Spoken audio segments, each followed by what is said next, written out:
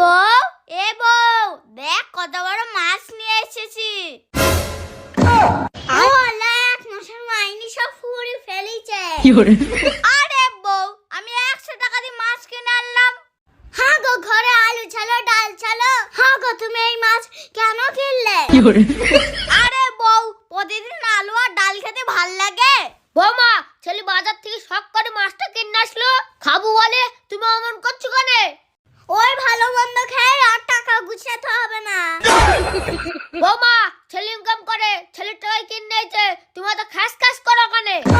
আমি খ্যাচ খ্যাচ করি? আমি বাড়ি উন্নত হওয়ার জন্য আমি খ্যাচ খ্যাচ করি।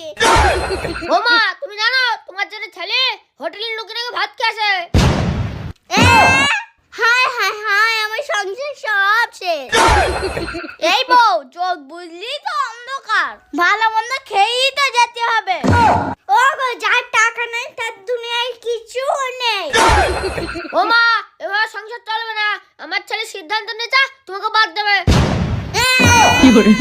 বৌমা, বৌমা, বৌমা, কি হলো?